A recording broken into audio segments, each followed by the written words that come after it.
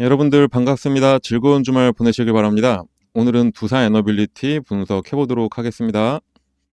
오늘 영상의 제목처럼 12월에 깜짝 상승이 나올 만한 소식을 가져왔습니다. 단순하게 어떤 회사들과 계약을 맺었다 정도가 아니라 산업적으로 두산 에너빌리티가 왜 더 크게 상승할 수밖에 없는지와 외국인이나 기관 같은 큰손 투자자들의 수급 방향은 어떻게 변할지 모두 다 아울러서 분석 내용을 설명드리도록 하겠습니다. 바로 설명드리도록 할 테니까 영상 끝까지 집중해서 잘 봐주시길 바라고요. 잠깐 시간 내서 구독과 좋아요도 꼭 눌러주시길 부탁드립니다. AI가 원전을 다시 살리고 있다, 이런 말 한 번쯤 들어보셨을 겁니다. 전혀 상관없을 것 같은 이 두 가지가 왜 연결이 될까요? 바로 AI 발전으로 인해서 글로벌 빅테크 기업들이 데이터 센터를 엄청나게 짓고 있는데, 그 어마어마한 전력을 잡아먹는 데이터 센터의 전력을 365일 내내 가동시키기 위해서는 현재 전력으로는 감당이 안 되기 때문에 값싸고 빠르게 공급이 가능한 전력에 대한 수요가 넘쳐나고 있습니다. 그거를 원전으로 커버가 가능하다는 게 미국과 유럽 등 선진국들의 주장입니다. 그런데 AI가 최근에 버블이라는 논란이 있지 않았나? 이거 다 거품이 아닌가? 이런 의문이 생길 수도 있죠. 오늘은 그것부터 먼저 박살을 내고 진행하겠습니다. AI 산업이 고점이니 뭐니 이런 말이 잠깐 나왔었지만 이미 그건 틀린 말이라고 증명은 됐습니다. JP 모건이나 모건 스탠리, 그리고 맥쿼리 같은 굴지의 글로벌 투자사들도 AI 산업에 대해서 2027년까지 성장한다는 보고서를 낼 정도였습니다. 현재 AI 산업은 독점 체제에서 확산 단계로 진입을 하고 있습니다. 기존에 AI 하면은 떠오르는 게 엔비디아 하나였고, 그 대표 기업인 엔비디아가 약간 주춤하니까 AI 거품 논란이 갑자기 나오기 시작했죠. 그런데 어떤 산업이 초창기에 강력하게 성장할 때는 소수의 기업이 주도를 하지만, 진정한 확산은 특정 기업 외에 다른 기업들까지 참전하기 시작할 때, 그때 이루어집니다. 이제 구글, 메타, 마이크로소프트, 아마존, 오픈 AI까지 이런 미국의 빅테크 기업들이 AI 모멘텀으로 주가가 반응하기 시작하는 지금이 진짜 제대로 성장하는 사이클로 접어들었다고 볼 수가 있겠습니다. 특히 단순히 GPU뿐만이 아니라 각종 빅테크들이 자기들만의 기준으로 AI 반도체를 만들기 시작하면서 ASIC 시장은 이제 성장 초입 단계에 접어들기도 했습니다. 그래서 AI 반도체 쪽에서는 HBM뿐만이 아니라 범용 메모리까지 가격이 급등을 하면서 오히려 내년부터 진짜 AI 슈퍼사이클이 시작된다, 이런 분석까지 있기도 합니다. 그런데 이런 반도체들이 다 뭐 때문일까요? 바로 급증하는 데이터 센터 때문입니다. 특히 전방위적으로 지어지고 있는 데이터 센터의 경우에 365일 내내 한 번도 꺼지지 않고 구동이 돼야 됩니다. 하지만 현재 전력 인프라가 노후화되어서 데이터 센터의 막강한 전력 수요를 감당할 수 없는 수준입니다. 그래서 AI 산업이 지속적으로 성장해 나가기 위해서는 전력 인프라와 원전이 필수입니다. 과거 탈원전 기조로 인해서 전 세계적으로 원전 공급이 축소된 적도 있긴 하지만, 원래 세상이 발전하면은 당연히 전력 및 에너지 소비량은 계속해서 올라갈 수밖에 없습니다.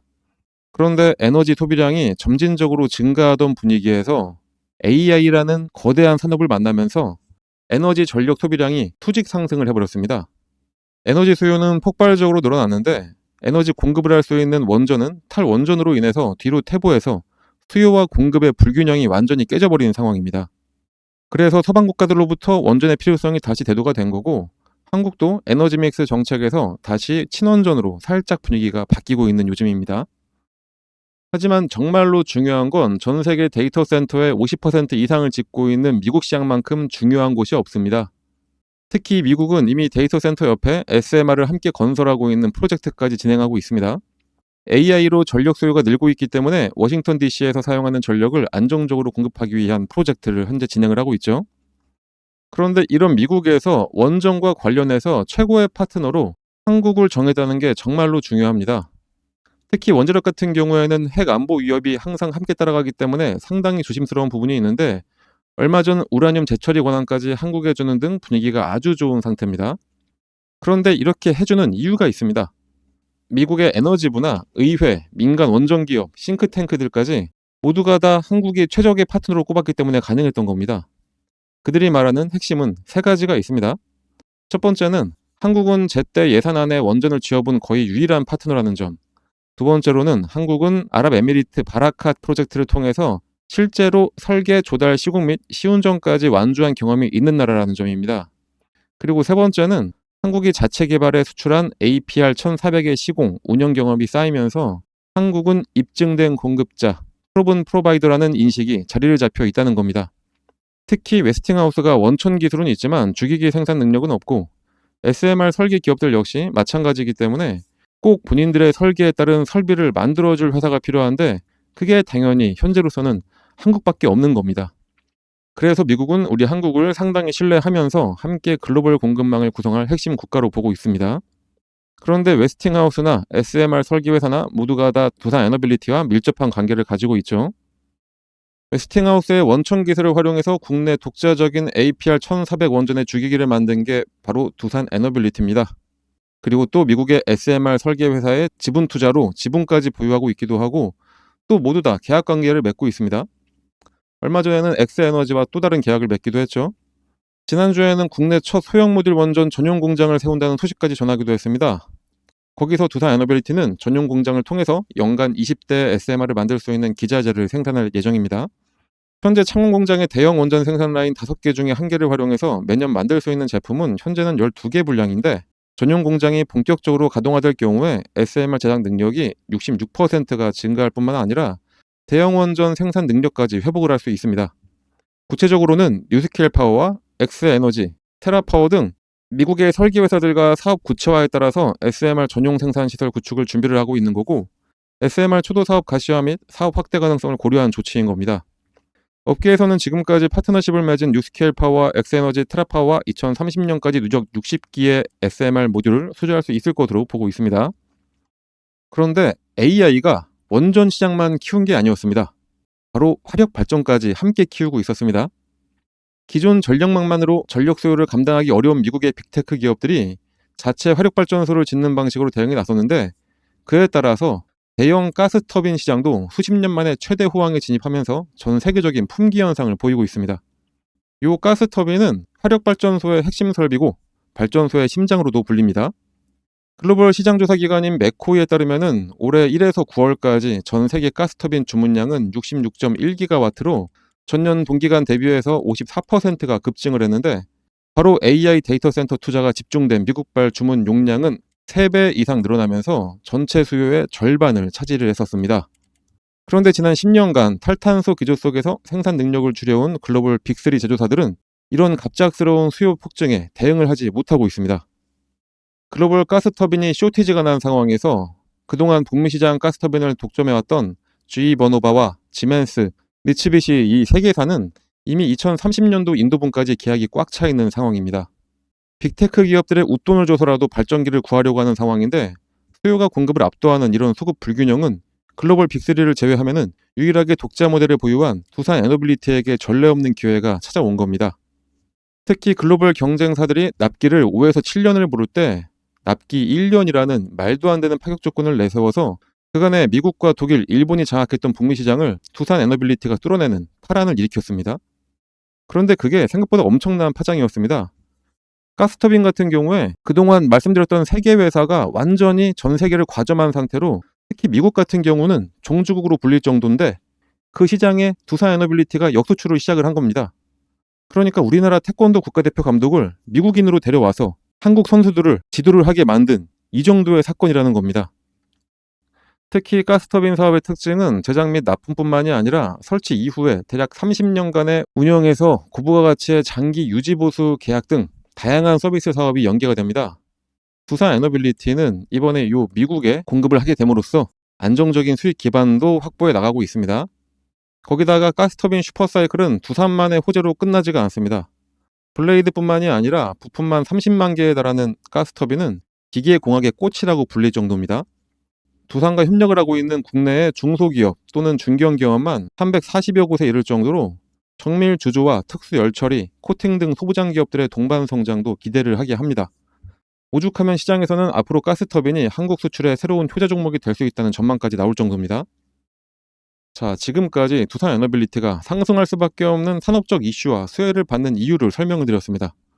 하지만 아무리 이렇게 호재가 많다고 한들 정말로 중요한 거는 외국인이나 기관 같은 큰손 투자자들이 들어와서 매수를 해줘야 주가가 강한 상승을 할 수가 있다는 거겠죠.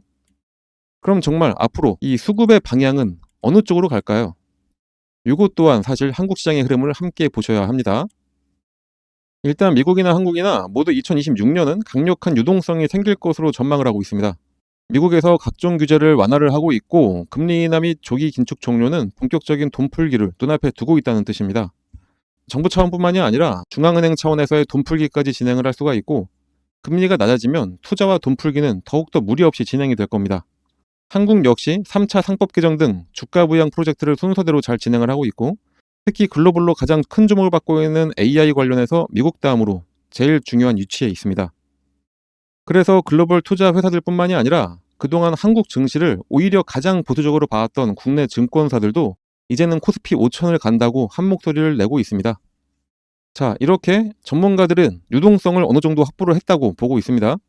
그런데 최근 들어 자꾸 나오는 소리가 하나 있죠. 바로 환율입니다.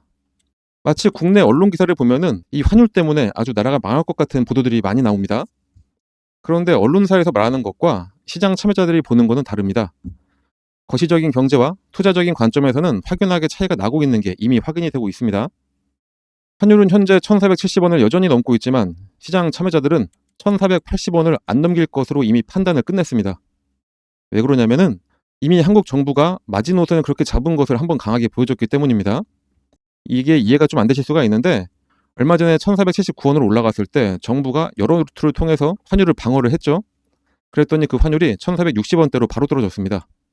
이 모습을 본 투자자들은 상단 밴드가 1480원에 딱 그어졌다고 판단을 하고 그럼 이 이상은 오르지 않을 테니까 이제 맘 편하게 투자하자 이렇게 기조가 바뀐 겁니다.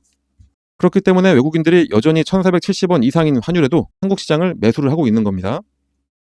대표적으로 두산에너빌리티의 수급만 봐도 알 수가 있습니다.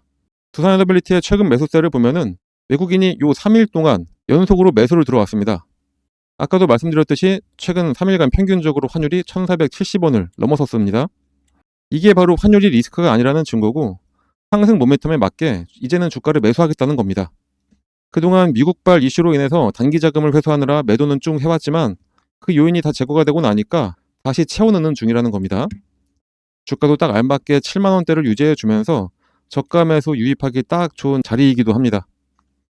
공매도 거래도 요 딱 10일부터 엄청나게 줄어든 게 확인이 되죠. 그간의 매매 비중이 5에서 한 6%까지 쭉 올라가긴 했었지만 현물 시장에서 매수세도 올리면서 공매도 거래 대금도 확 줄여나가고 있습니다.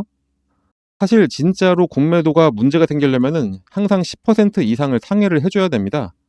근데 이 5에서 6% 이것도 솔직히 크다고 보긴 어렵습니다.